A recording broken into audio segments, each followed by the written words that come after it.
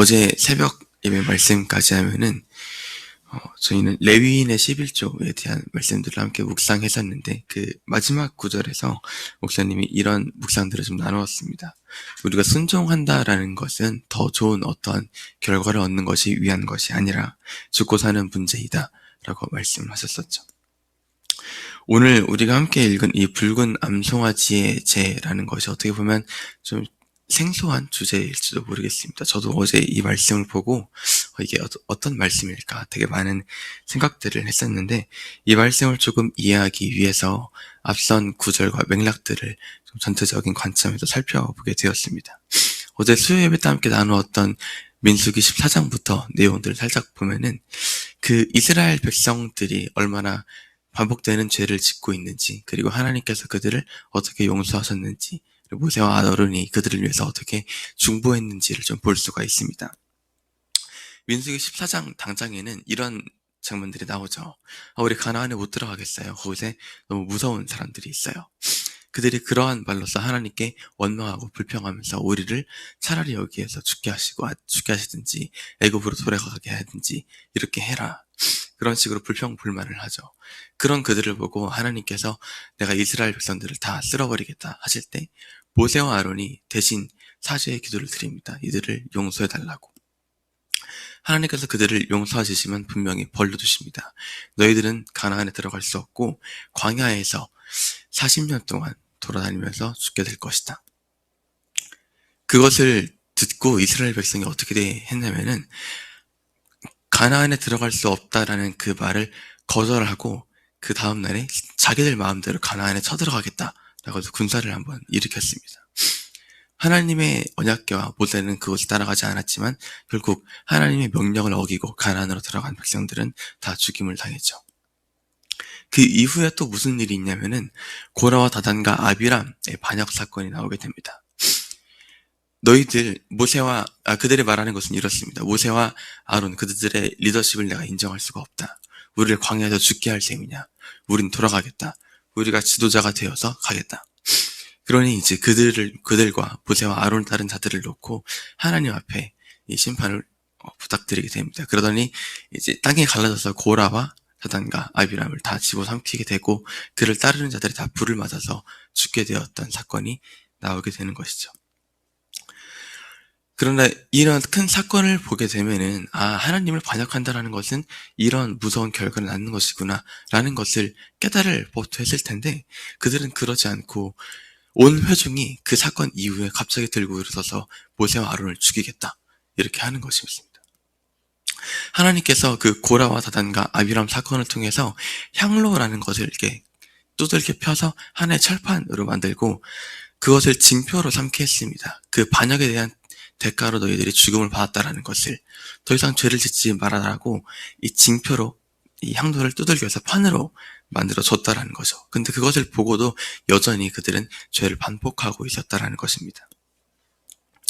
그러나 그 죄 가운데서 이스라엘 백성들이 아론과 모세를 죽이려고 하는데도 그 하나님께서 그들을 보시고 얘네 다 쓸어버리겠다 하시니 모세와 아론이 얼른 하나님 앞에 또 사죄를 드립니다. 그래서 아론이 그 향로에 향을 피워서 연기를 피우고 그것을 올려드리면서 이 백성들을 보호해달라고 지켜달라고 한 번만 더 용서해달라고 그렇게 사죄 기도를 하게 되죠. 그 사건 이후에 그 사건으로 14,000명 정도가 좀 더 죽게 되었는데 그 사건 이후에 하나님께서 한 가지 더 징표를 주십니다. 그게 바로 아론의 쌍난 지팡이였습니다. 죽은 것 같은 그 막대기에서 싹이 돋아날 뿐만 아니라 살구 열매가 맺히는 것을 보고 너희들 내가 이 아론과 모세를 세운 것이 맞으니까 얘네가 임의의 뜻대로 하는 것이 아니요 하나님의 뜻을 따르고 있는 것이다. 이들을 따라라. 왜 리더십에 순종하지 않냐. 그런 것들을 강하게 징표로 보여주셨죠. 그게 17장 말씀인데 17장 끝에 가서 보면은 또 그런 게 나옵니다. 이스라엘 백성들이 우리 망했다. 여기서 다 죽게 할 셈이냐. 하나님 성전에 나아가면 다 죽는구나. 우리는 망했다. 이런 식으로 또 불평불만하는 것으로 17장이 끝나게 되고 18장부터 이제 레위인과 제사장들의 목 그리고 그들의 11조에 대한 말씀이 나오게 됩니다. 그 과정들을 겉으로 놓고 보게 되면은 이스라엘 백성들은 아론의 쌍난 지팡이를 보았음에도 불구하고 여전히 또 똑같은 죄를 짓고 있었다라는 것을 우리가 묵상할 수가 있습니다. 그러한 맥락에서 오늘 우리가 함께 읽었던 19장 말씀은 하나님이 그들을 위해서 징표를 예비하실 뿐만 아니라 속죄할 수 있는 방법을 가르쳐 주셨다라는 것에 대해서 하나님의 그 끝없는 사랑하심과 그 은혜가 좀 잘 보이는 장면이었습니다. 그리고 19장 말씀은 더욱이 우리가 이제 신약시대 이후로 알고 있는 예수님에 대한 예표로서도 많이 해석될 수 있는 부분들이 있습니다. 그 부분들 좀 함께 나누어 볼 건데, 징표 그 이후에 넘어서 이 죄를 씻게 하는 것이 얼마나 하나님의 크신 사랑인지, 더욱이 나아가서 오늘날 우리에게 하나님께서 주신 그 끝없는 사랑이 우리를 어떻게 만들고 있는지를 함께 더 묵상할 수 있을 것 같습니다. 19장 2절에서 보시면은 여호와께서 명령하시는 법의 율례를 이제 이르노니 이스라엘 자손에게 일러서 온전하여 흠이 없고 아직 멍에 매지 않은 붉은 암송아지를 끌어오게 하라라는 말씀이 있습니다. 근데 여기에서 좀 주목해 볼 것이 뭐냐면은 이스라엘 백성들은 자꾸 모세와 아론을 대적하여 일어서고 불평불만하는 이런 백성들이었습니다. 그런데 오늘 붉은 암송아지라는 이 죄를 씻게 하는 재료를 만드는 주재료를 누가 끌고 오게 하는 거냐면은 제사장이나 레위인이 끌고 오는 것이 아니라 이스라엘 자손들이 끌고 오게 한다라는 것입니다. 예수님을 결국 죽음으로 몰고 간 사람들이 누구였냐면 유대인들이었죠.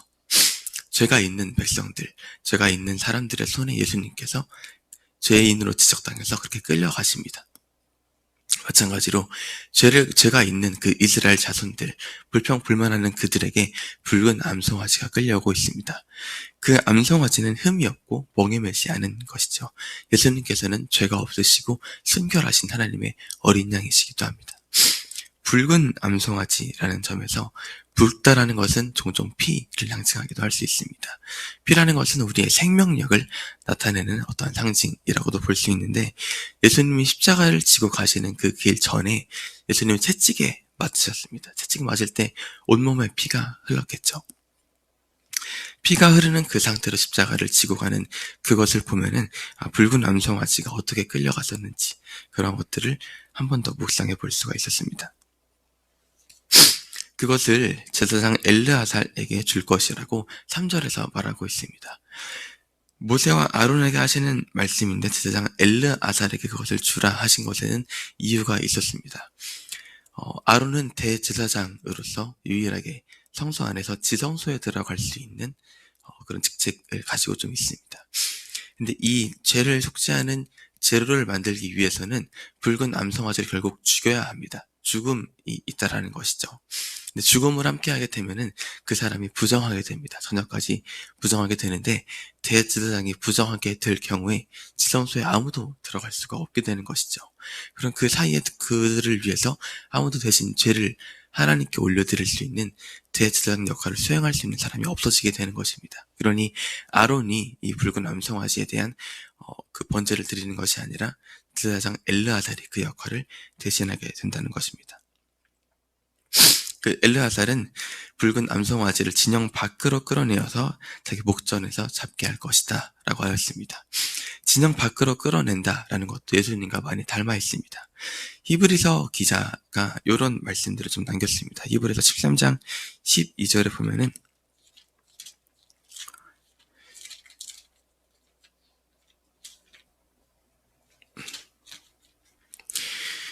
뭐라고 기록되어 있냐면, 그러므로 예수도 자기 피로써 백성을 거룩하게 하려고 성문 밖에서 고난을 받으셨느니라 라는 말씀이 있습니다. 예수님께서 결국 죽으시기 위해서 그 성문 밖으로 나가셔 골고다 언덕에서 죽으셨던 것처럼, 마찬가지로 붉은 암송아지 역시 진영 안에서 죽는 것이 아니라 진영 밖에 나가서 죽었다라는 것입니다. 이러한 점이 우리가 알고 있는 예수님의 이야기와 굉장히 많이 닮아 있어서 이 이야기가 예수님의 예표라고 해석이 될 수 있는 부분들이 있었던 것이죠. 제사장 엘르아살이 그 죽인 암송아지의 피를 찍어서 7번 이렇게 회막에 뿌리게 합니다.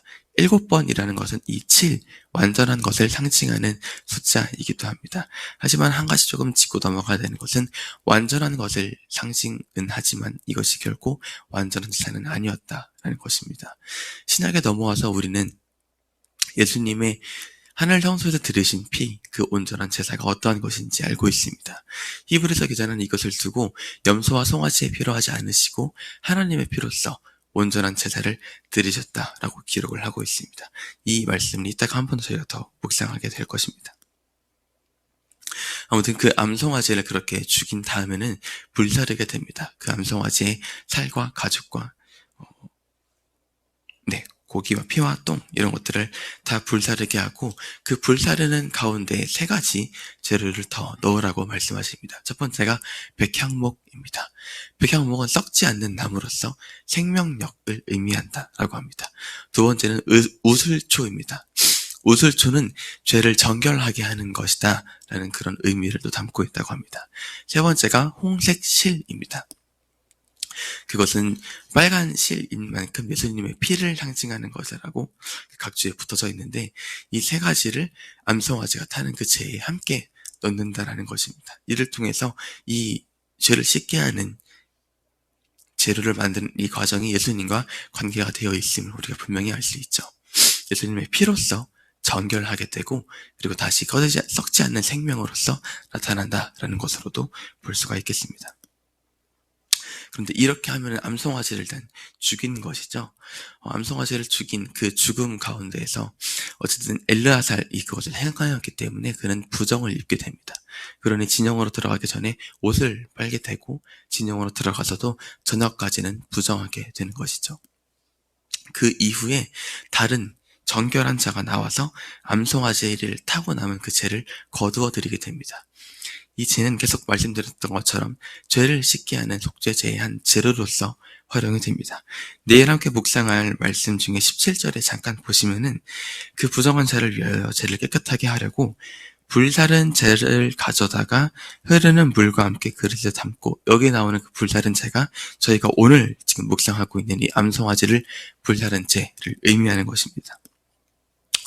이것을 가지고 죄를 씻게 할 수 있는 것인데 이것을 모으는 역할 역시 정결한 누군가가 하게 되는 것이고 진영 밖에 정한 곳에 둘지니, 진영 밖에 두는 것이죠. 이것이 이스라엘 자손과 회중을 위하여 간직하였다가 부정을 씻는 불을 위해 간직할지니 이것이 곧 속죄제다라는 말씀이 있는 것입니다.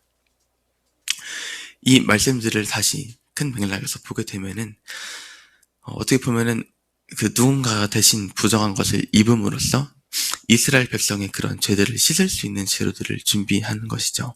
동시에 하나님께서 그것을 어떻게 하는 것이다, 이렇게 해라 방법을 알려주심으로써 예표 어떠한 아론의 상란제팡의 그 이상으로 너희들에게 이러한 죄를 씻을 수 있는 방법들을 알려주었다라는 것입니다. 하지만 이 말씀 이후에 민수기 20장에 가서 보면 이제 그 이스라엘 백성들이 또 죄를 짓습니다. 광야 생활 내내 계속 똑같이 죄를 짓습니다.